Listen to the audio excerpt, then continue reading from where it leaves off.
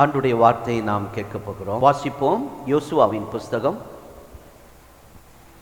11ஆம் அதிகாரம் 23ஆம் வசனத்தை எடுத்தவர்கள் வாசிக்க அன்பாய் கேட்க.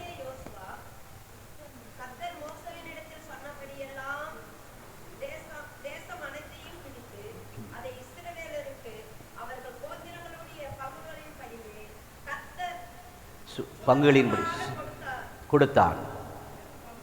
யுத்தம் ஓய்ந்ததினால் தேசம் அமைதலாயிருந்தது. ஸ்தோத்திரம். நல்ல பிதாவே, இந்த வார்த்தைக்காய் ஸ்தோத்திரம். ஏப்ரல் மாதம் முதல் ஆராதனை கர்த்தருடைய பந்தியில் வந்திருக்கிறாங்க. இந்த ஆராதனையில் கர்த்தர் எங்களோடு பேசும், என்னோடு பேசும். இவ்வளவு நேரம் விடுதலையோடு ஆராதித்தோம். இப்பொழுது எங்களோடு இடைப்படுவீராக. இந்த மாதத்துக்குரிய வார்த்தை எங்களுக்கு தாங்க. மன்னாவை கொடுங்கப்பா. பரலோகத்திலிருந்து அந்த ரேமா கடந்து வரட்டும். நம்முடைய கரத்தில் எங்களை ஒப்புக் கொடுக்கிறோம். இயேசுவின் நாமத்தில் பிதாவே. யோசுவா மிகப்பெரிய தலைவன். ஆனால் ஆரம்பம் மிக அற்பமான நிலையில் இருந்தான்.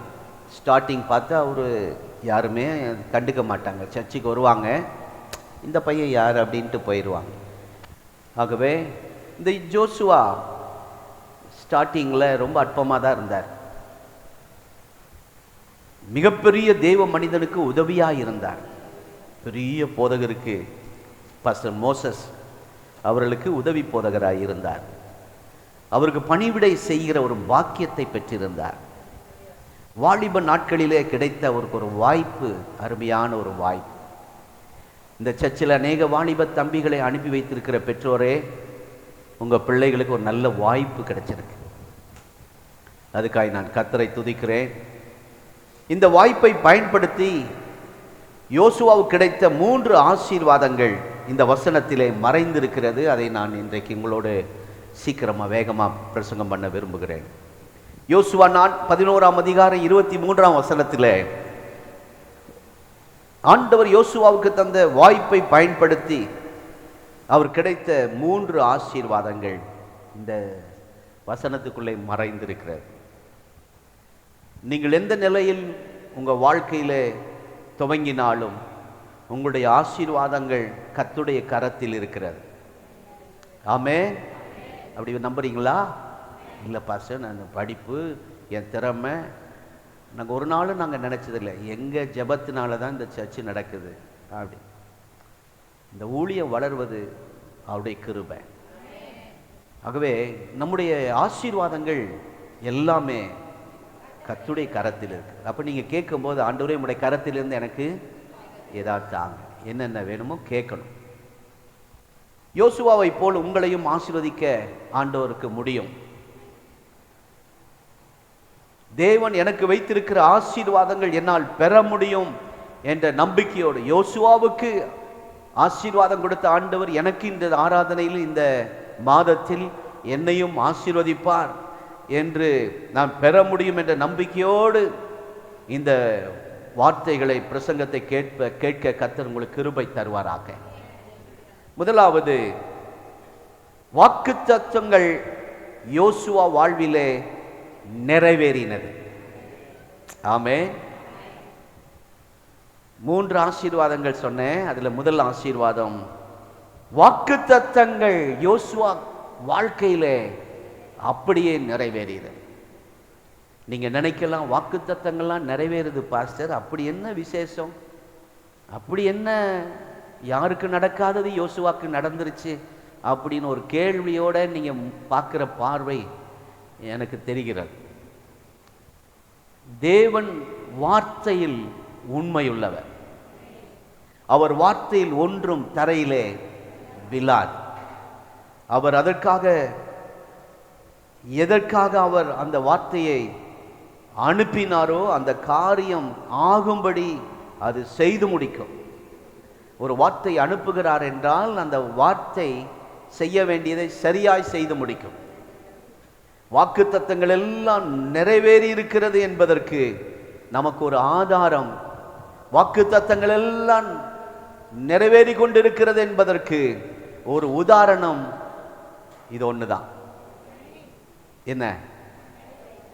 என்னதுங்க? பைபிள், வேதாகமம், பரிசுத்த வேதாகமம். இதுதான் நமக்கு ஆதாரம், இதுதான் நமக்கு உதாரணம். எல்லாருக்கும் வாக்குத்தத்தங்கள் நிறைவேறுகிறது. கர்த்தருடைய நாமத்துக்கு ஸ்தோத்திரம். ஆனால் யோசுவாவுக்கு அவனுடைய லைஃபே ஸ்பெஷல். எல்லாருக்கும் வாக்குத்தத்தம் நிறைவேறலாம், ஆனா யோசுவாவே தனி ஒரு ஸ்பெஷல். அவன் லைஃப்லயே ஒரு பிளெஸ்ஸிங்கே வித்தியாசமா ஆண்டவர் அவனுக்கு கொடுக்கிறத நான் இந்த பிரசங்கம் பண்ண நீங்க கண்டுபிடிச்சிருவீங்க. எப்படி கேட்குறீங்களா? என்ன பாஸ்டர், அவனுக்கு மாத்திரம் என்ன ஸ்பெஷல்? நான் சொல்றேன், இந்த திருப்பூர்ல எத்தனையோ திருச்சபைகள் இருக்கலாம், எவ்வளோ பேர் ரட்சிக்கப்பட்டு இருக்கலாம். ஆனா இந்த மாதத்தில் கர்த்தர் உங்களை ஸ்பெஷலா ஆசீர்வதிக்க போறார். உங்க லைஃப்ல வித்தியாசமா உங்களை நடத்த போறார். ஆமீன் சொன்னவங்களை நீங்க அனுபவிக்கிறத பார்ப்பீங்க. இந்த இஸ்ரவேல் மக்கள் எகிப்தின் அடிமைத்தனத்தில் இருந்தார்கள்.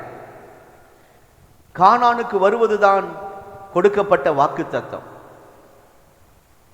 எங்கிருந்து எங்கு வரணும்? நீங்க பேசினாதான் உங்களையும் ஆசீர்வதிப்பார். நான் பிரசங்கம் இன்னும் கொஞ்சம் வேகமா பண்ணுவேன். நீங்க பேசவில்லை என்றால் நான் பிரசங்க குறைச்சிருவேன். சொல்லுங்க, எங்கிருந்து எங்க வரணும்? கானானுக்குள். எகிப்திலிருந்து கானானுக்குள் வரணும். இதை முற்பிதாவாகி ஆபிரகாமோடு ஆண்டவர் உடன்படிக்கை செய்திருந்தார். அந்த உடன்படிக்கை நிறைவேற்ற போகிறேன், இந்த நிறைவேற்றுதலில் உங்களுக்கு பங்கு என்று சொல்லி சுமார் அதாவது என்ன சொல்லணும்னா, ஒரு தலைமுறை என்பது 40 ஆண்டுகளுக்கு சமம். இப்போ 40 ஆண்டுனா ஒரு தலைமுறை, அடுத்தது 40 ஆண்டுகள் இரண்டாவது தலைமுறை, அடுத்த 40 ஆண்டுகள் மூன்றாம் தலை. அந்த மாதிரி கணக்கு போட்டுங்க. 40 வருஷம் ஒவ்வொரு தலைமுறையா, கிட்டத்தட்ட 430 வருடத்திற்கு அப்புறம், கிட்டத்தட்ட 10 தலைமுறைகளை தாண்டி எங்களுக்கு இப்படி ஒரு பிராமிஸ் இருக்குது. தெரியாதுங்க அவங்களுக்கு, ஏன்னா தலைமுறை தாண்டிடுச்சு. ஒரு 2 தலைமுறை 3 தலைமுறைன்னா அப்பா அம்மா சொல்லி கொடுத்துருப்பாங்க. இது 10 தலைமுறை தாண்டி விட்டது. எகிப்திலே புறப்படும் போது அவங்களுக்கு அந்த வாக்கு தத்தம் கொடுக்கப்பட்டது. ஆனால் கானானுக்குள் நெருங்குக்குள்ள 430 வருடங்கள் ஆயிடுச்சு. அதுலேருந்து விடுதலையாகி வெளியே வர 430 ஆண்டுகள் ஆயிடுச்சு. 40 வருடம் வனாந்தரத்தில் செலவு பண்ணிட்டாங்க. ஆனால் அதுக்கு முன்னாடியே கர்த்தர் வாக்கு தத்தம் பண்ணியிருந்தார். ஒரு ஜெனரேஷன், புது ஜெனரேஷன் வருகிறது, அவர்களுக்கு இது இப்படியெல்லாம் செய்வாரா அப்படின்னு முழிக்கிறாங்க. இந்த வாக்குத்தத்தம் எங்களுக்கு இருக்குதா, இந்த ஆசீர்வாதம் எங்களுக்கு இருக்கா என்று அவர்கள் நினைக்கிறார்கள்.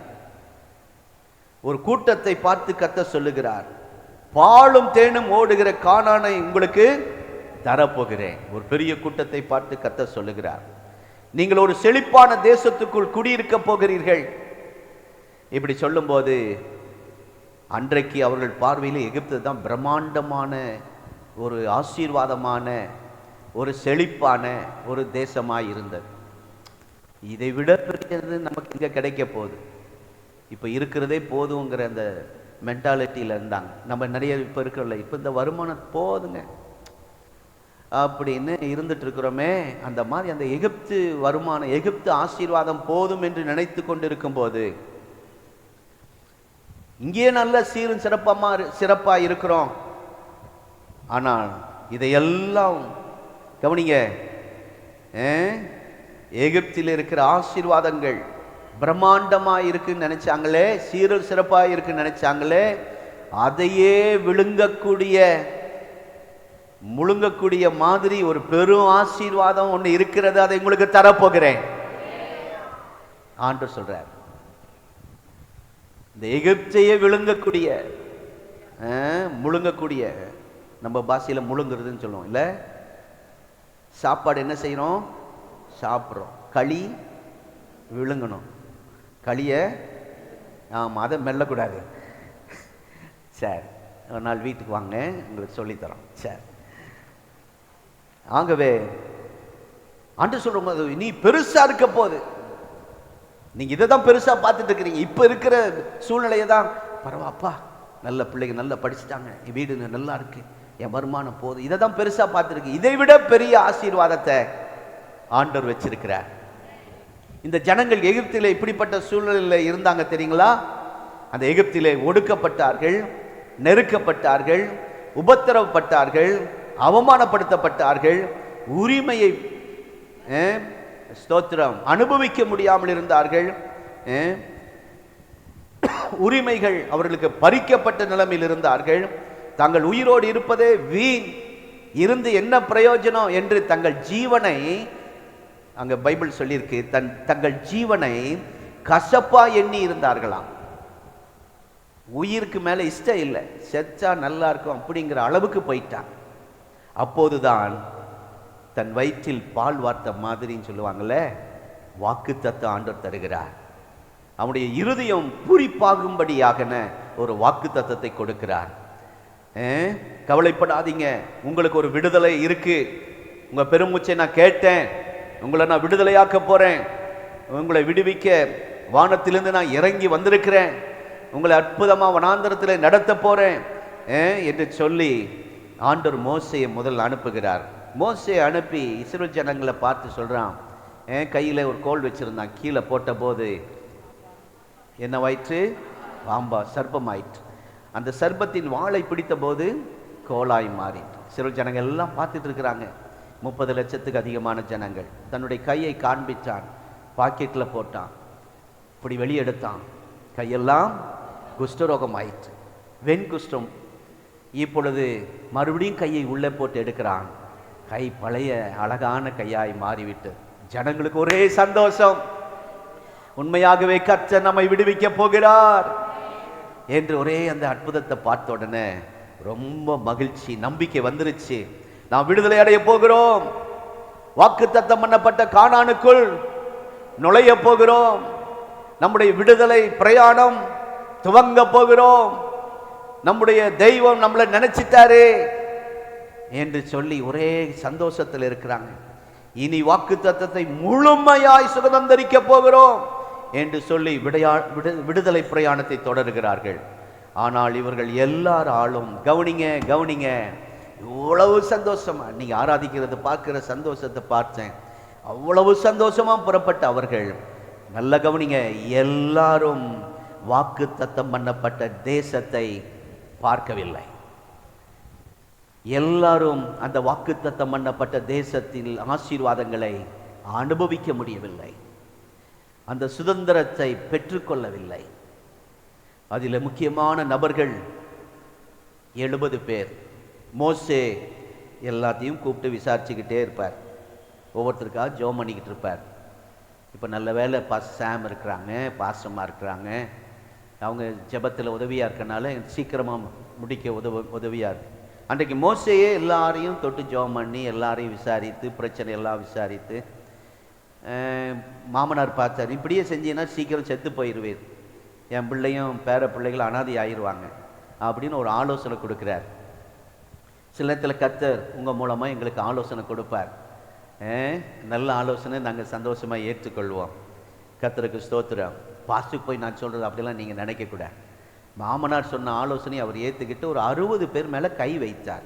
மோசே தன்னுடைய கையை 70 பேர் மேலே கையை வைத்த போது மோசே மேலே இருந்த அந்த அபிஷேகம் அந்த 70 பேர் மேலேயும் வந்தது. அந்த 70 பேர் மூலமாக ஜனங்கள் ஆசீர்வதிக்கப்பட்டார்கள். அந்த 70 பேரும் கானானை சுதந்தரிக்கவில்லை, அந்த 70 பேரும் கானானுக்குள் போகவில்லை, அந்த 70 பேருக்கும் வாக்குத்தத்தம் நிறைவேறவில்லை. கவனிச்சுக்கிட்டே இருங்க. ஸ்தோத்திரம். யோசுவா பெசல்னு சொன்னேன், அதை மறந்துடக்கூடாது. ஏன் பெசல்னு சொன்னேன்னு இப்போ இதெல்லாம் கேட்டாதான் உங்களுக்கு புரியும். கர்த்தர் அவனை மாத்திரம் ஏன் ஆசீர்வதித்தார், வாக்குத்தத்தத்தை சுதந்தரிக்க கிருபை தந்தார். மற்ற 70 பேர் என்ன குறைவு? என்னத்துல குறை? ஊழியம் செய்யலையா? அவங்க பொறுப்பா இல்லையா? சர்ச்சில் கொடுத்த வேலை உண்மையா செய்யலையா? எல்லாத்திலையும் உண்மையா தான் இருந்தாங்க. ஆனா அந்த 70 பேர் கானானுக்குள் போகவில்லை. 70 பேர் அந்த ஆசீர்வாதத்தை சுதந்தரிக்கவில்லை. எட்டி கூட பார்க்க முடியாம போயிடுச்சு, அனுபவிக்க முடியவில்லை. மோசேக்கு உதவியா தானே இருந்தார்கள், சப்போர்ட்டா தானே இருந்தாங்க, வலது கையா தானே இருந்தாங்க. ஆனால் கானானுக்குள் போக முடியவில்லை. இன்னொன்று கவனிங்கள், மோசேக்கு சகோதரி. இந்த பைபிள் படிக்கிறீங்களா இல்லையான்னு கொஞ்சம் சந்தேகமா இருக்கு. வீட்டில் நீங்க படிச்சீங்கன்னா உங்க சத்தம் பெருசா இருக்கும். நானும் வேகமா பேசிக்கிட்டே போலாம். மோசேயின் சகோதரியின் பெயர் மீரியாம். அங்கே மோசேக்கு சகோதரியும் சகோதரனும் பக்கபலமாயிருந்தார்கள். வெளியிலிருந்து உதவி, உள்ளேயும் உதவி, குடும்பத்துக்குள்ளேயே உதவி. அருமையான கர்த்தருடைய பிள்ளைகளை, இந்த ஊழியத்தில் நீங்க உதவி செய்யறது ரொம்ப சந்தோஷம். எங்க குடும்பத்துக்குள்ள உதவி செய்யறது இருக்கே, அது பெரிய உதவி. ஆமென். அது வேணும். நிறைய பாஸ்டருடைய பிள்ளைகள் ஊழியத்துக்கு வர மாட்டேங்கிறாங்க. கஷ்டத்தை உணர்ந்து, வேதனை உணர்ந்து பிள்ளைகள் ஊழியத்துக்கு வர மாட்டேங்கிறாங்க, உதவியா இருக்க மாட்டேங்கிறாங்க. அருமையான கர்த்தருடைய பிள்ளைகளை, இங்கே மீரியாம் ஒரு நல்ல தீர்க்கதரிசி. தீர்க்கதரிசியிலேயே நல்ல தீர்க்கதரிசி. எல்லாரும் போவாங்க அந்த அம்மா கிட்ட. ஆண்டவர் அவங்க மூலமா தீர்க்கதரிசனமா சில வார்த்தைகளை பேசுவார். இவ்வளவு சந்தோஷமா வருவாங்க. அது மாத்திரமல்ல, ஒரு நல்ல பாடகி, சூப்பர் வாய்ஸ். அவங்களை அடிக்க யாருமே இல்லை. ஆமா, அவங்களை அடிக்கிறதுக்கு ஆளே இல்லை, அந்த மாதிரி வாய்ஸ். யார் அப்படி இருக்கிறான் நம்ம தமிழ்நாட்டில்? பெர்க்மான்ஸா? அவர் தான் உங்களுக்கு பிடிக்குமா? உண்மையா? ஏராளமான பாடல்கள் பாடி அவர் ஏன்னா எப்படி ஆண்டவர் அழைச்சாரோ அதே ஓட்டத்தில் அமைதியாக ஓடிட்டுருக்கார். ரொம்ப பந்தாவும் இல்லை, ரொம்ப ஆட்ட பாட்டமும் இல்லை. ஆகவே ஊழியம் மாத்திரம் அப்படி தான் போகணும், ஒரே மாதிரி போயிட்டுருக்கணும். திடீர்னு பயங்கரமாக ஓனான்னு ஓடிடாதீங்க. அங்கே அந்த ஊழியம் பயங்கரமாக இருக்குன்னு. ஐயோ, அங்கே பார்த்தா அப்படி டான்ஸ், அப்படி வெளிச்சம், லைட்டெல்லாம் போட்டிருக்கிறாங்க.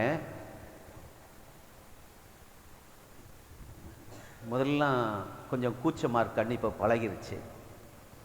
என்ன சொல்ல வரேன்னா, இவ தீர்க்கதரிசி, சூப்பர் பாடகி மீரியாம், நல்ல இசை வாசிக்கிற நல்ல கிருபை பெற்றிருந்தாங்க. இசை வாசிக்கிறவங்க நிறைய வாசிக்கிறாங்க. இளையராஜா, என்ன ரகுமான், KR ரகுமான், AR, இவங்கெல்லாம் இருக்கிறாங்க. ஆனால் இந்த அம்மாவை இசையில் அடிக்க ஆளே இல்லை. அவ்வளோ சூப்பராக இசை வாசிப்பதில் கிருபை பெற்றவர்கள். ஜனங்களை ஆராதனைக்குள்ள வழி நடத்துறத பார்த்தா மோசே அதை அசந்து போயிடுவார். நமக்கெல்லாம் இந்த கிருபை இல்லையே. ஜனங்கள் அப்படி ஆவிக்குள்ளா நிரப்பி ஜனங்கள் ஆராதனைக்குள்ள வழி நடத்தி பரலோகத்துக்கிட்டே கொண்டு போயிடுவாங்க இந்த அம்மா.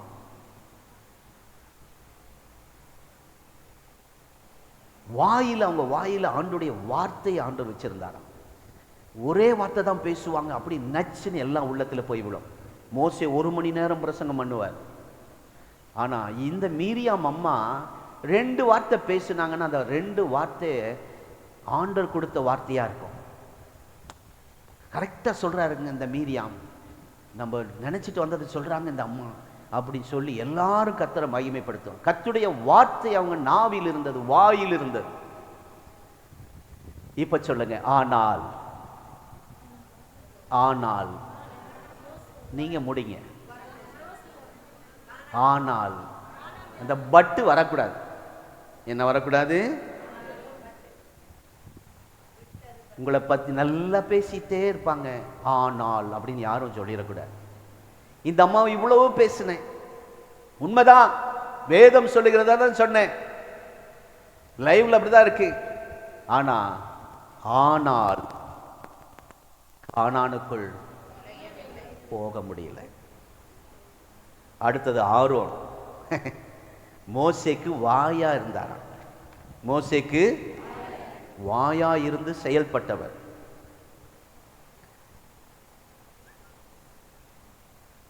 அடிக்கடி இந்த மோசே என்னை போல தேவையில்லாமல் ஏதாவது பேசிக்கிட்டு இருப்பார். நான் இதுக்கு சரியான நபர் இல்லை ஆண்டவரே, என்னை ஏப்பா ஊழியத்துக்கு அழைச்சிங்க, நான் இதற்கெல்லாம் தகுதி இல்லை, நான் திக்கு வாயும் மந்த நான் உள்ளவன், ஆகவே என்னை விட்டுருங்க அப்படின்னு ஊழியத்தை விட்டு ஓட பார்த்தார். மோசே அடிக்கடி தன் இயலாமையே சொல்லி கொண்டிருப்பார். நானும் சில நேரத்தில் பிரசங்கத்தில் ஏதாவது சொல்லும்போது சிலர் வந்து என்கிட்ட பாஸ்டர் இதெல்லாம் நீங்கள் சொல்லக்கூடாது பாஸ்டர், படிக்கலைங்கிறீங்க, அதெல்லாம் சொல்லாதீங்க பாசமாகவும் சொல்லுவாங்க. அந்த இயலாமையே பேசிட்டு வந்த மோசே, ஆகவே இப்படிப்பட்ட இயலாமையில் ஆண்டவரால் கொடுக்கப்பட்ட ஆரோன், சொல்லுங்க கவனிங்க கவனிங்க, வேற யாராலும் செலக்ட் பண்ணப்படல. இவர் மோசே பார்த்து வாப்பா பிரதர் இங்கே வாங்க நில்லுங்க, இதை செய்யுங்க, இது பிரதர் இங்கே போங்க, அதெல்லாம் சொல்லவே இல்லை. ஆண்டவரால் கொடுக்கப்பட்ட ஆரோன், தேவனால் முதல் ஸ்தாபிக்கப்பட்ட ஆசரிப்பு கூடாரத்தின் முதல் பிரதான ஆசாரியன், சத்தமா சொல்லுங்க ஆரோன். இந்த ஆரோன் ஜனங்கள் அன்றைக்கு பாவம் செய்த போது கர்த்தர் ஜனங்களை கொள்ளை நோயினால் வாதித்தார், கொரோனாவினால் வாதித்தார். அப்பொழுது ஜனங்களுக்கும் தேவனுக்கும் நடுவாக நின்று பிரார்த்தனை செய்து கொள்ளை நோயிலிருந்து காப்பாற்றினது ஆரோன். இதுவரை பிரதான ஆசாரியனாய் தெரிந்தெடுக்கப்பட்ட போது அவனுடைய உடை, அந்த ட்ரெஸ், அவனுடைய வஸ்திரம், அதை பற்றி பேசணும், ரொம்ப நேரம் பேசலாம். எப்படி வடிவமைக்கப்பட்டிருந்தது என்றால் கர்த்தர் கொடுத்த அளவின்படி அழகா ஆண்டவர் என்ன செய்ய சொன்னார் அப்படி செஞ்சு சிறப்பான ஒரு ட்ரெஸ் கொடுத்திருந்தார். சொல்லுங்க, நீங்க போட்டிருக்கிற ட்ரெஸ் அப்படியா? சிறப்பான ட்ரெஸ் கொடுத்திருந்தார். முழு ட்ரெஸ் அப்படி பண்ணிட்டு வந்து நிற்கிறார்னா, ஒரு திருமணத்துக்கு ஒரு பெண்ணை அலங்கரித்து கொண்டு வந்து நிறுத்துவது போல அந்த ட்ரெஸ் இருந்துச்சு. கல் பதிக்கப்பட்டிருந்தது. விலை உயர்ந்த ட்ரெஸ். சொல்லுங்க, இவருடைய ட்ரெஸ் என்னங்க பா, கோடிக்கணக்கு மதிப்புள்ள ட்ரெஸ். அப்படி போட்டுட்டு பொண்ணு மாதிரி வந்து நிற்கிறார், மகிமையா நிற்கிறார். அது ஆண்டவர் அப்படி விரும்புகிறார், அது ஆண்டவர் கொடுக்கிறார். ஆகவே யாருன்னா ட்ரெஸ் ஒரு மாதிரி போட்ட உங்க கண்கள் இரத்தத்தால் கழுவப்படுவதாக, உங்க வாய்கள் கழுவப்படுவதாக. எவ்வளவு விலை உயர்ந்த வஸ்திரம், டெட்டால் போட்டு கழுவணுமா? எவ்வளவு கல்கள் பதிக்கப்பட்டு இருக்கிறது. ஆண்டவனை பற்றி சொல்லும் போது, ஆரோனை பற்றி சொல்லும் போது மோசே கூட அப்படி உயர்த்தி சொல்லல, கர்த்தருடைய பரிசுத்தனாகிய ஆரோன். என்னங்க ஆரோன் சொல்லி போக வேண்டியதானே? கர்த்தருடைய பரிசுத்தனாகிய ஆரோன். சங்கீதம் 106 சங்கீதம் 11 நினைக்கிறேன், தேட பார்க்காதீங்க. இன்னொரு இடத்துல சொல்ல எபிரேயர்ல வாசிக்கிறோம், ஆண்டவர் சொல்றாரு, ஆரோனை போல அழைக்கப்படாவிட்டால் இந்த கனமான ஊழியத்துக்கு தானா எவனும் வர முடியாது. எவ்வளவு முக்கிய நபர் கவனிக்கிறீங்களா? சிலரை முக்கியமான நபரா நினைச்சிட்டு இருக்கிறீங்க. உங்களுக்கு தான் ஆண்டவர் பேசுற, அவரு பயங்கரங்க, அவர் முக்கியமானவருங்க, அவர்கிட்ட போன எல்லாம் நல்லா ஆயிருங்க, அவர் பெரிய தீர்க்க. சில நபரை முக்கியமா நினைச்சிட்டு இருக்கிறீங்க பாருங்க, உங்களுக்கு தான் ஆண்டவர் பேசுற.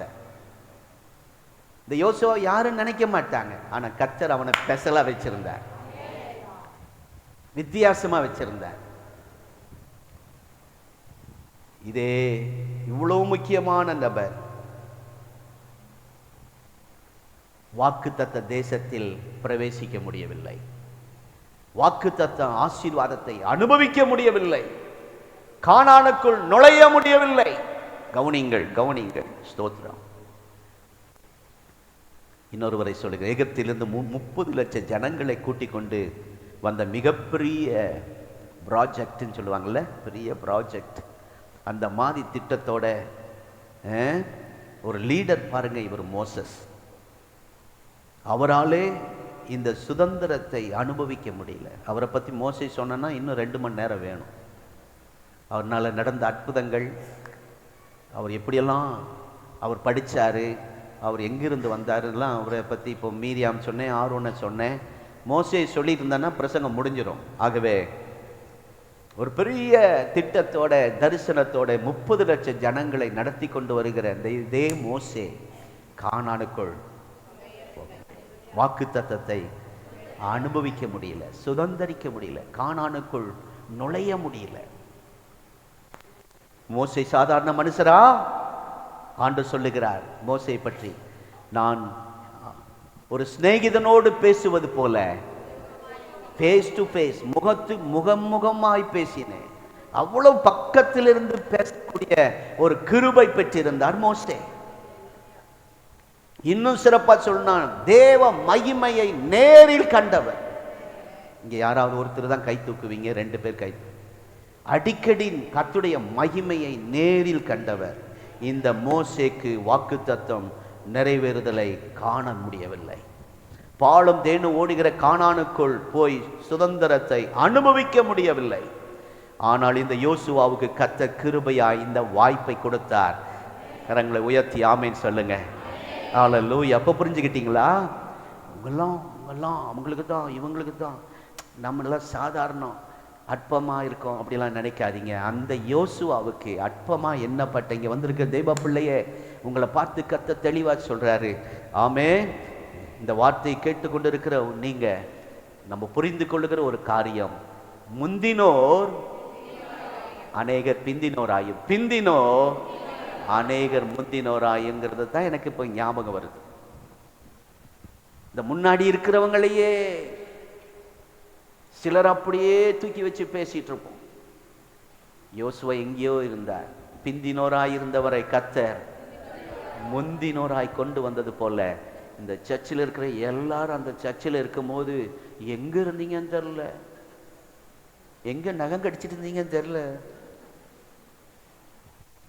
எங்க சம்மணம் போட்டு உட்கார்ந்துருந்தீங்கன்னு தெரியல. கால் வலிக்குது, உங்களுக்கு மாத்திரம் பர்மிஷன். சரி, இப்போ ரொம்ப வீக்காக இருந்தாலும் ஆராதனைக்கு ஓடி வந்துடுறாங்க. கர்த்தர் அதெல்லாம் கணக்கில் வச்சிட்டு இருக்கிறார். இந்த வீக்கெல்லாம் தான் நான் நிஜமாக வரமாட்டேன்.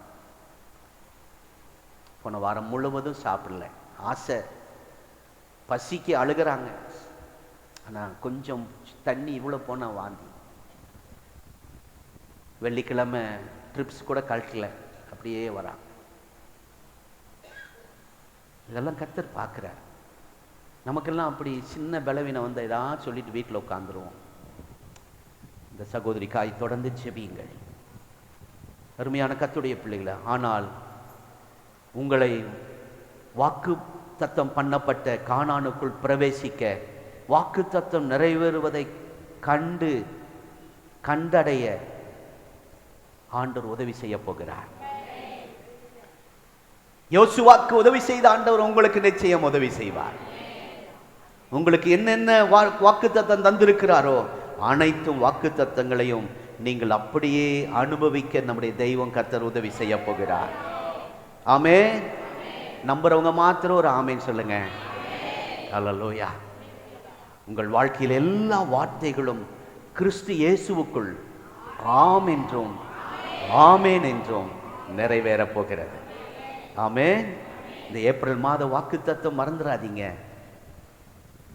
யோசுவா 21 கடைசி வசனம் பாருங்க. நான் மறந்துட்டேன், அதனால அப்படி சொல்றேன். 45 நினைக்கிறேன், நான் மறந்துடுவேன். ஆனாலும் இப்படி மனப்பாடம் பண்ணுவேன். 45ன்னு நிற்காது பாருங்க, ஒரு நம்பர் தான் எனக்கு ஞாபகத்தில் நிற்கும். அதனால யோசுவா 21 கடைசி வசனம், அவ்வளோதான். ஆமாம், உங்களை யார் வாசிக்க சொன்னா? அம்மா அந்த சொல்லாட்டி வாசிப்பாங்க. அது ஒரு கிருபை, அது ஒரு கிருபை. அவங்க போட்டிக்கு ஆனால் நின்னீங்க தோத்து போவீங்க. ஸ்தோத்திரம். யாருக்கு நிறைவேறாமல் போகலாம் அதை பற்றி நீங்கள் ஒரி பண்ணாதீங்க. அவங்களுக்கு நிறைவேறல, இவங்களுக்கு நிறைவேற, அதெல்லாம் பற்றி உங்களுக்கு நிறைவேறும். அந்த சபைக்கு அது நடக்கல, இது நடக்கல, யாருக்கு நடக்குதோ நடக்கல, இந்த சபைக்கு நடக்கும். இந்த சபையில் அந்த வாக்குத்தத்தம் நிறைவேறும். ஹல்லேலூயா. ஐயா, இவர்கள் எல்லாரும் முக்கியமான நபர்கள். இவர்களுக்கு நடக்கலையே, எனக்கு நடக்குமா? அவங்க எல்லாம் ரொம்ப மெயின் ஆட்கள். அவங்களுக்கு நடக்கலையே, எங்களுக்கு நடக்குமா?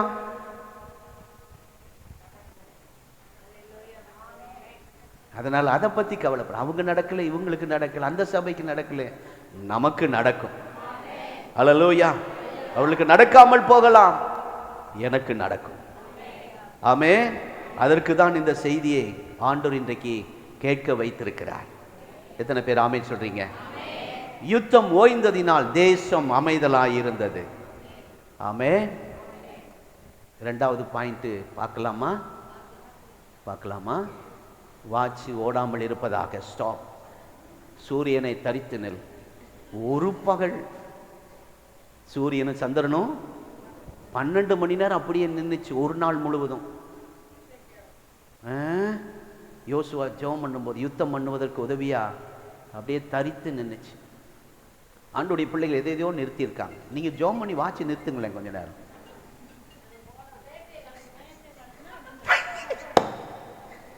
ஸ்தோத்திரம். இரண்டாவது அந்த வசனத்தின் கடைசி லைன், யுத்தம் ஓய்ந்ததினால் தேசம் அமைதலாயிருந்தது. 18வது வசனத்தை படிச்சீங்கன்னா உங்களுக்கு இன்னும் ஈஸியா போகும். எத்தனைங்க?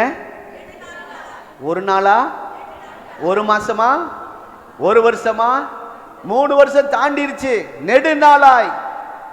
என்ன பாஸ்டர் இந்த பிரச்சனை தொடருது பாஸ்டர்? தலைவலி ரொம்ப நாளா இருக்கு. வீட்டுக்குள்ள பிரச்சனை தொடர்கிறது. இந்த பிரச்சனை முடிஞ்சா அந்த பிரச்சனை, இந்த பிள்ளைய பார்த்துக்கிட்டோம், இது அதுக்குள்ள அந்த பிள்ளைய பார்க்க வேண்டியதா இருக்கு. வீட்டு பிரச்சனை, வேலை பிரச்சனை தொடர்ந்து நெடுகாலமாய் அப்படின்னு வந்திருக்கீங்களா?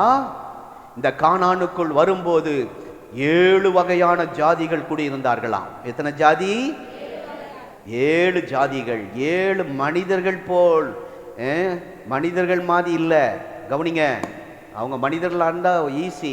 அவர்கள் 7 ஜாதிகளும் ராட்சிதர்கள், அரக்கர்கள், இன்னும் சொல்ல ராட்சித பிறவிகள். 7 ஜாதியும். அந்த 7 ஜாதிக்கு 31 ராஜாக்களாம். பார்த்துக்குங்க. 7 ஜாதிக்கு 31 ராஜாக்கள். இந்த ராஜாக்கள் அவ்வளவு தேவைப்பட்டுச்சு, ராணுவம் அவ்வளவு தேவைப்பட்டுச்சு. அவ்வளோ அரக்கர்கள், முரடர்கள். அவன் முகத்தை பார்த்தாலே தெரியுது. ஸ்தோத்திரம். அவன் பண்ற வேலை அரக்கர்களை போல இருக்கிறான், ராட்சித பிறவி போல இருக்கிறான். அவன் கண்ணு முன்னாடி, அவனுக்கு முன்னாடி நாங்க எப்படி இருந்தோம்னு இந்த 10 பேர் போயிட்டு வந்து உளறிக்கிட்டு இருந்தாங்க. யாரு? இந்த 10 நபர் வேவு பார்க்க போனவர். நாங்கள் எப்படி இருந்தோம் அவங்க பார்வையிலே? வெட்டி கிளியை போல் இருந்தோம்ங்கிறாங்க. ஆனா இந்த 2 பேர் போயிட்டு வந்தவங்க சொன்னாங்க, அவங்க கண்ணுக்கு தான் எங்களை பார்த்தோன்னா அவங்க தான் எங்களுக்கு வெட்டி கிளி. தைரியப்படுத்தினாங்க. தேவ பிள்ளைகளை தைரியப்படுத்தினாங்க, உற்சாகப்படுத்தினாங்க. கர்த்தருக்கு ஸ்தோத்திரம். அல்லேலூயா. ஆகவே 12ஆம் அதிகாரத்தின் கடைசி வசனம், இவர்கள் அத்தனை பேரையும் எதிர்த்து யுத்தம் செய்ய வேண்டும். எத்தனை ஜாதி, எத்தனை ராஜாக்கள்? உங்க கணக்கு போட்டுங்க, எத்தனை பிரச்சனையை நீங்க இதுக்கு மேல போயிட்டு இருக்கிறீங்க. அவ்வளோ தலைவலியோட வந்திருக்கீங்க. ஆனால் கர்த்தருடைய பெரிய கிருபையினால் யோசுவாவுக்கு எல்லா யுத்தத்திலும் வெற்றி கிடைத்தது. என்ன கிடைத்தது? வெற்றின்னு சொல்லக்கூடாது. ஒரு ராஜாவை ஜெயிச்சதான் வெற்றின்னு வாயில வரணும். 31 ராஜாவை ஜெயிச்சா நம்ம என்ன சொல்லணும்? வெற்றி மேல் வெற்றி. கை காட்டுங்க. வெற்றி மேல் வெற்றி, ஜெயத்தின் மேல் ஜெயம். அல்லேலூயா. ஸ்தோத்திரம். உங்க வாழ்க்கையில கர்த்தர் இந்த மாதத்தில் அதை செய்வார்.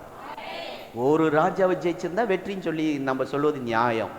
31 ஒவ்வொன்னா, 1 ராஜா காளி, 2 ராஜா காளி, 3 ராஜா காளி, ஒவ்வொருத்தன காளி. 31 ராஜாக்களையும் வீழ்த்தி 7 ஜாதிகளை துரத்தி, அல்லேலூயா, வெட்டவும் துரத்தவும் கர்த்தர் நமக்கு அதிகாரம் தந்திருக்கிறார்.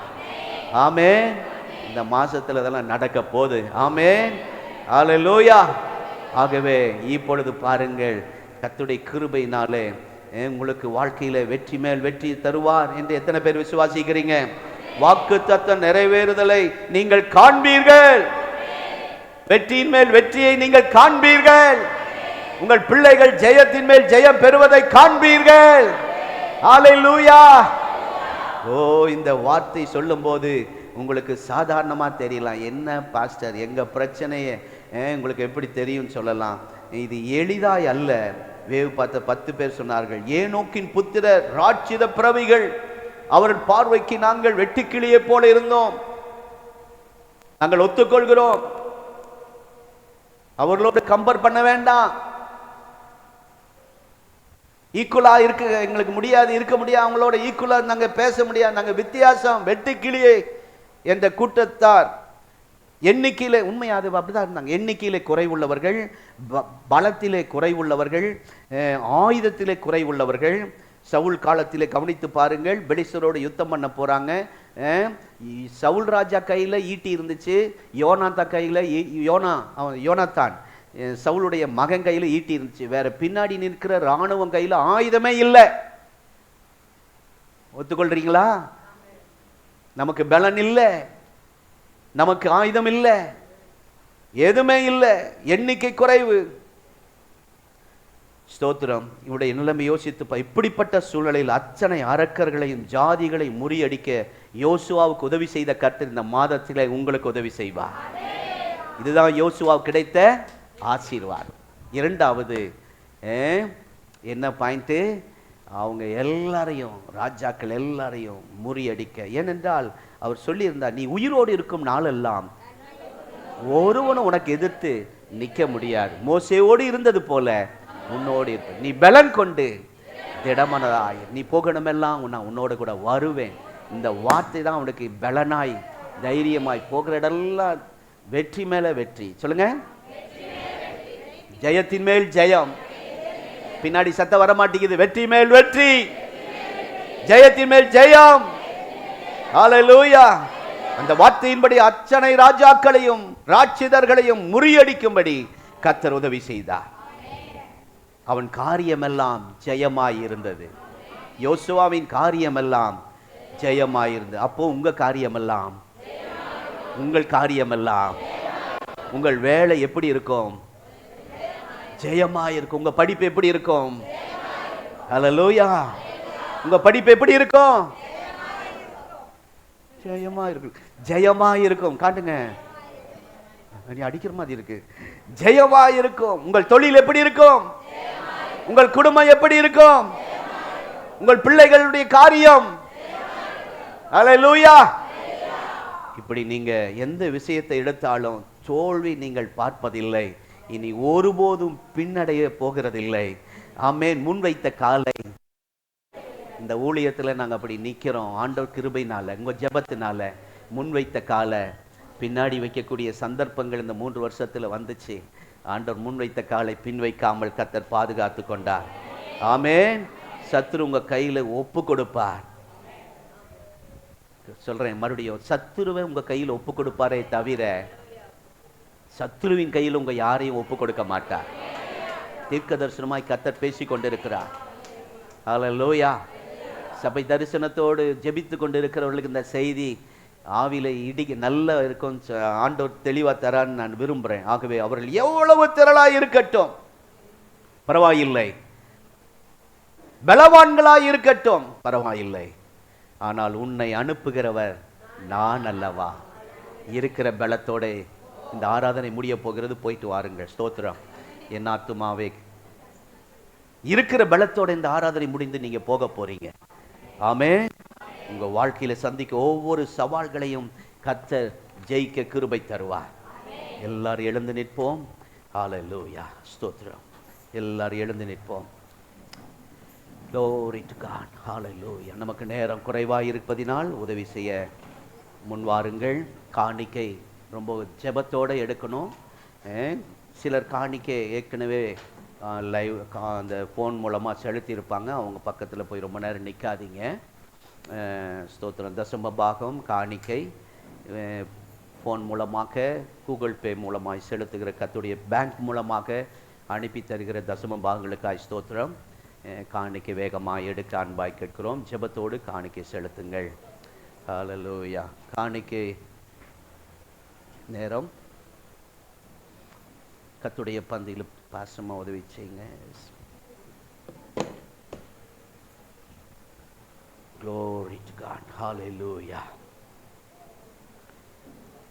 காணிக்கை போட்டவர்கள் இப்பொழுது எங்களை கொஞ்சம் கவனிக்க அன்பாய் கேட்கிறேன். கர்த்தருடைய பந்தி வருகிறது. ஸ்தோத்திரம். ஆண்டுடைய பந்தி கொஞ்ச நேரத்தில் இப்போ உங்கள் கையில் எல்லாருக்கும் வரும். ஆண்டவர் கல்வாரி சிலுவையில் அவர் பட்ட பாடுகளை அதை நினைக்கும் போது ஹல்லேலூயா கொண்டு போங்க. கர்த்தருடைய பந்தியில் உதவி செய்கிறவர்கள். ஹல்லேலூயா. ஜீசஸ்.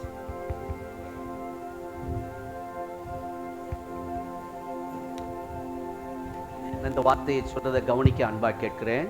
பிரேயர் இந்த 21 நாள் ஜெபத்தில் அதை நாங்கள் தியானித்தோம். கெத்செமனே தோட்டத்தில் ஜெபிக்கும் போது இன்னொரு 4 பேர் கர்த்தருடைய பந்தி கொடுக்க உதவி செய்ய வேகம். அப்பதான் நம்ம முடிக்க முடியும். நம்ம நேர சூழ்நிலையை பொறுத்து உதவி செய்ய. ஐயா வாங்க ஐயா. ஐயா பேக் சைடில் கொஞ்சம் பேர் வந்து உதவி செய்யுங்க கர்த்தருடைய பந்திக்கு.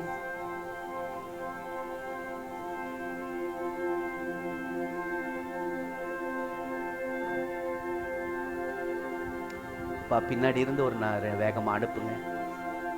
இன்னொரு 3 பேர் சீக்கிரமா வாங்க. 3 பேர். நம்ம நேரத்தை பொறுத்து வெயில் காலம். தேங்க்யூ. ஆர்வமாய் வருகிற கர்த்தருடைய பிள்ளைகளுக்கு ஆசீர்வாதம். எல்லார் கையில் கிடைத்த உடனே நீங்கள் பொறுமையாயிருங்கள். ஜெபம் பண்ணி கொண்டிருங்கள். ஞானஸ்தானம் மூழ்கி ஞானஸ்தானம் பெற்றவர்கள் மாத்திரம் தகுதியுள்ளவர்கள், மற்றவர்கள் தயவாக எடுக்க வேண்டாம். குழந்தைகளுக்கு அதை கொடுக்க வேண்டாம். ஜெபத்தோடு இருங்கள். கெத்செமனே தோட்டத்தில் ஆண்டவர் ஜெபிக்கும் போது சிந்தின அந்த ரத்தம் ஒவ்வொரு விசுவாசிகளையும் ஜெப வீரராய் மாற்றுவதற்காக, சவுக்கினால் அடித்து சரீரமெல்லாம் தழும்புகள் ஏற்பட்டது காரணம் சுகமளிக்கும் வல்லமை நமக்கு கொடுப்பதற்காக. அவர் முள்முடி சூட்டப்பட்டது சாபத்தை முறிக்கக்கூடிய வல்லமையுள்ளவர் நம்முடைய ஆண்டவர். கைகளிலே ஆணிகள். அவர் பாவங்களை மன்னிக்க அதிகாரமுடையவர். கால்களிலே ஆணிகள். சத்துருவின் தலையை நசுக்க வல்லமையுள்ளவர். விலாவிலே குத்தப்பட்டது உங்களை என்னையும் மனவாட்டியாய் மாற்றுவதற்காக. ஆகவேதான் இத்தனை பாடுகள், வேதனைகள். எல்லாருக்கும் கிடைச்சிருக்கிறதா? கிடைக்காத கை உயர்த்தி காட்டுங்க. பின்னாடி எல்லாரும் கிடைச்சிருக்கிறதா? சண்டே ஸ்கூல் ஊழியம் செய்கிறவர்கள், எல்லா டீச்சர்ஸ் இந்த பக்கம் வந்துருச்சா? எல்லா பக்கம் எல்லாருக்கும் ஹல்லேலூயா. ஸ்தோத்திரம். எல்லாரும் ஸ்தோத்திரம் பண்ணுவோம். ஆண்டவர் பட்ட ஒவ்வொரு காயங்கள், பாடுகள். ஹல்லேலூயா. ஸ்தோத்திரம். கொஞ்ச நேரம் ஆண்டவரை துதித்து கொண்டே இருப்போம். இந்த பாடலை கேட்கும் போதே ஜெபத்தோட நீங்கள் கவனமா.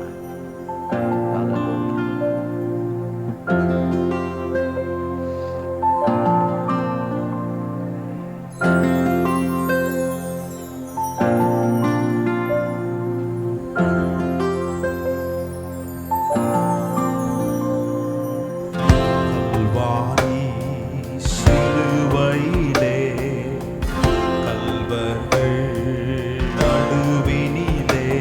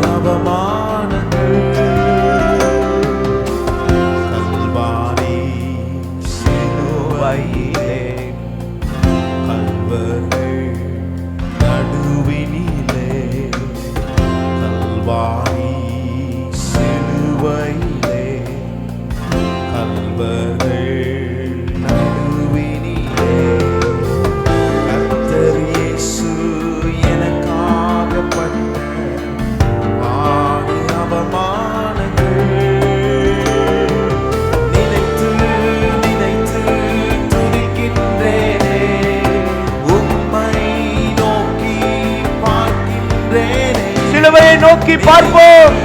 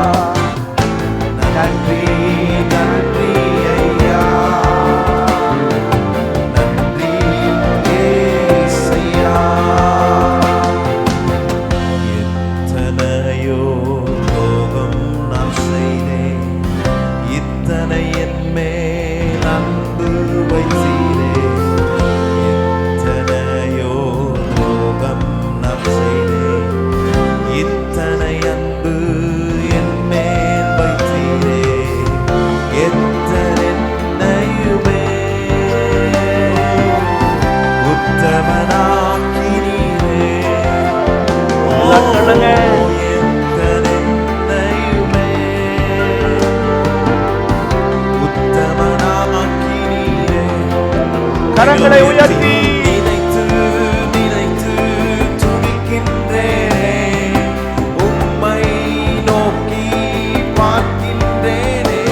ரத்தத்துக்காய் ஸ்தோத்திரம், எனக்காய் மரித்ததுக்காய் ஸ்தோத்திரம். உம்மை நோக்கி நன்றி நன்றி நன்றி ஐயா. சத்தமாய் சத்தமாய் ஓ ஹalleluya ரிபகபதபா. நன்றி நன்றி ஐயா, நன்றி இயேசையா, நன்றி நன்றி நன்றி ஐயா. Oh, we thank you Lord. எங்க இயேசையா, நன்றி நன்றி நன்றி ஐயா. எனக்காக சிலுவையில் பட்ட பாடுகளை நினைத்து நன்றி சொல்லுகிறோம். எங்களுடைய அக்கிரமங்களை, எங்களுடைய நோய்களை சுமந்தி, எங்கள் பாவங்களை சுமந்தி. ஹalleluya. நன்றி நன்றி ஐயா, நன்றி இயேசையா. எல்லா சத்தமாய் ஆண்டவரே எங்களுக்காக, எனக்காக, ஆண்டவரே துரோகியாகி எனக்காக, பாவியாகி எனக்காக, துன்மார்க்கனாகி எனக்காக சிலுவையில் பட்ட பாடுகளை ஹalleluya ஹalleluya நாங்கள் நினைத்து நன்றி சொல்லி துதிக்கிறோம். அவர் அப்பத்தை எடுத்து அதை பிட்டு வாங்கி இதை புசியுங்கள், உங்களுக்காக பிற்கப்படுகிற என்னுடைய சரீரமாய் இருக்கிறது என்றார். அவர் அப்பத்தை எடுத்து ஸ்தோத்திரம் பண்ணி என்று வாசிக்கிறோம். அப்பத்தை உயர்த்துங்கள், எல்லாம் ஸ்தோத்திரம் பண்ணுங்க. சிலுவிலே உயர்த்தப்பட்ட அந்த இயேசுவுக்கு அடையாளமாக, அவருடைய சரீரத்துக்கு அடையாளமாக இந்த அப்பத்தை உயர்த்தி எல்லாம் ஸ்தோத்திரம் பண்ணுவோம். ஸ்தோத்திரம். சத்தம் இவ்வளவுதானா? ஓ, நமக்காய்ப்பட்ட பாடுகளை எண்ணும் போது நாம் எப்படி அமைதலா இருக்க முடியும்? தன் சரீரத்தையே நமக்காய் கொடுத்தாரே, வேதனையை சுமந்தாரே. ஸ்தோத்திரம் ஸ்தோத்திரம். நாம் சேர்ந்து அவருடைய சரீரமாகிய அப்பத்தை புசிப்போம். நாம் யாவரும் சேர்ந்து அவருடைய விளையாட பெற்ற ரத்தமாகிய திராட்சை ரசத்தை பானம் பண்ணுவோம்.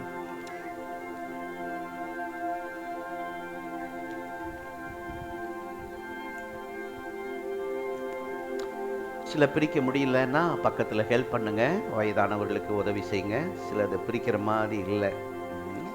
சேர்ந்து அவருடைய திராட்சை ரசமாகிய ரத்தத்தை பானம் பண்ணுவோம்.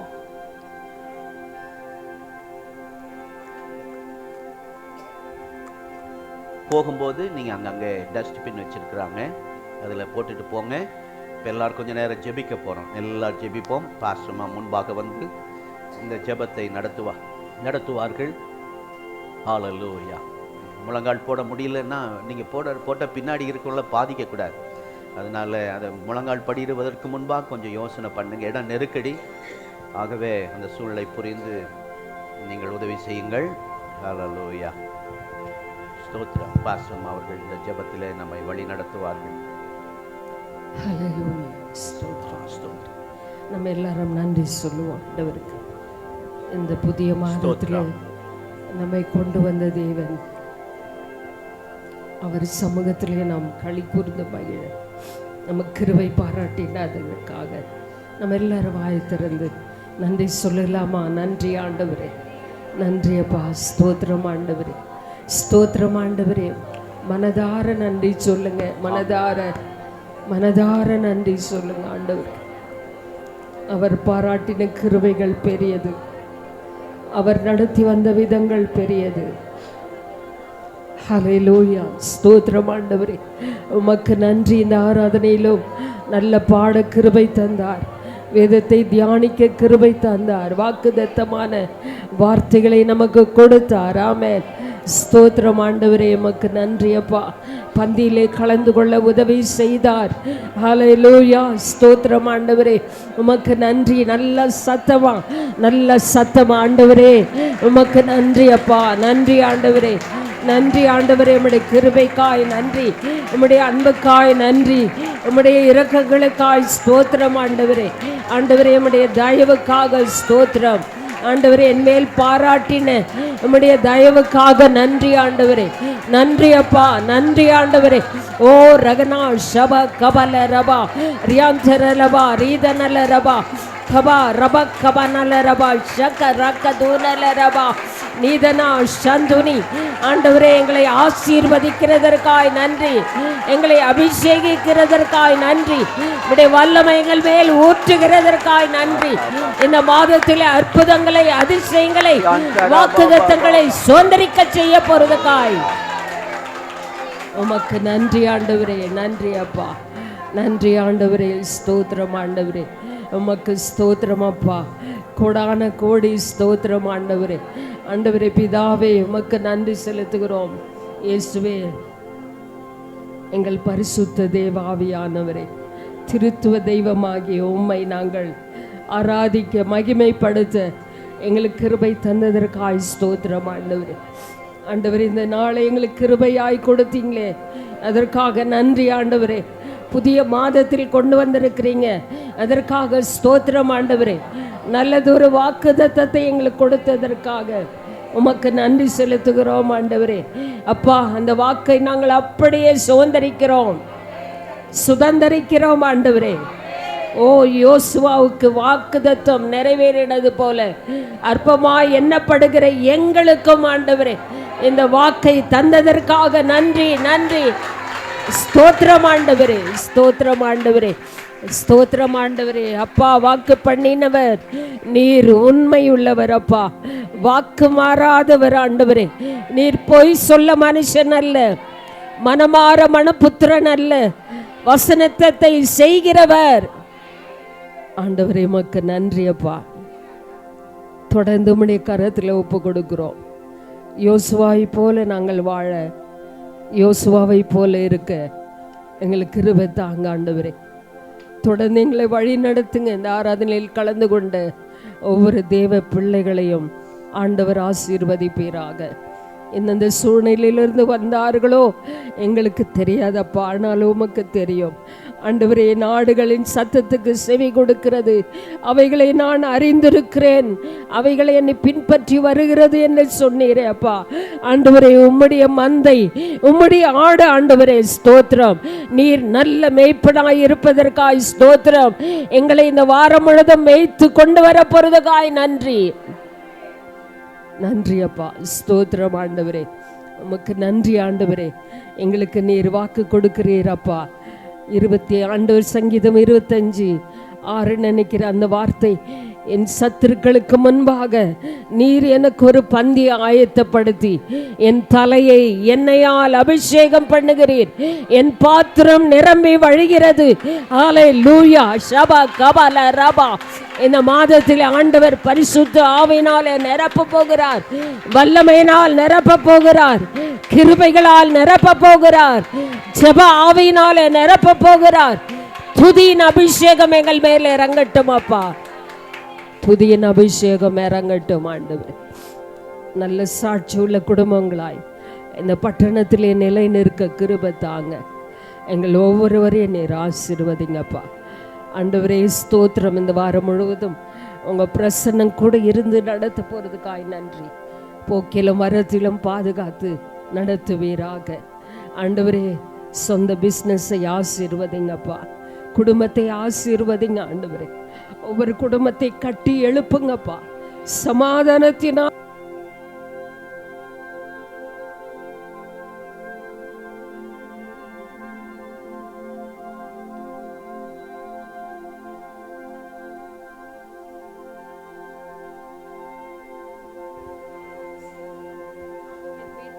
என்றால் கர்த்தரே செவிப்போம் என்ற வாக்குத்தத்தம் எங்கள் குடும்பங்களில் நிறைவேற்ற போறதுக்காக ஸ்தோத்திரம்.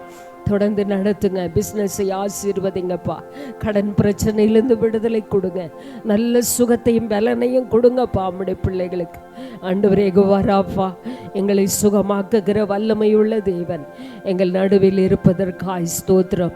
தொடர்ந்து உம்முடைய கரத்தில் ஒப்பு கொடுக்கிறோம்.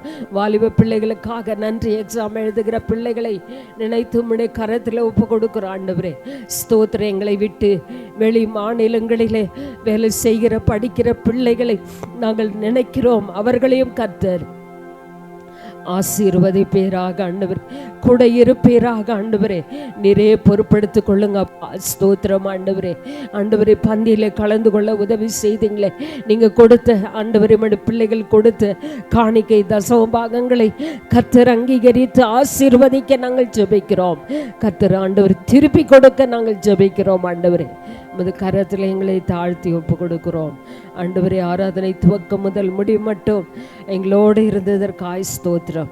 சமாதானமாய் கொண்டு போங்க, வரும்போது சமாதானமாக கொண்டு வந்தீங்க, போகும்போது சமாதானமாய் போக உதவி செய்யுங்கப்பா.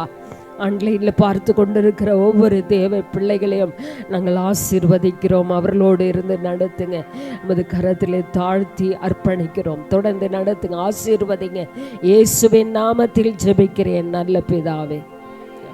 நம்முடைய கர்த்தராகிய இயேசு கிறிஸ்துவின் கிருபை, பிதாவாகிய தேவனுடைய அன்பு, பரிசுத்த ஆவியானுடைய ஐக்கியம் இந்த ஆராதனையிலும் கர்த்தருடைய பந்தியிலும் விசேஷமாய் புதிதாய் வந்த ஒவ்வொருவரோடும் இன்றும் இன்னும் சதா காலமும் நிலைத்திருப்பதாக. ஆமென். கர்த்தர் உங்களை ஆசீர்வதிப்பார். வாக்குத்தத்தம் நிறைவேறும்.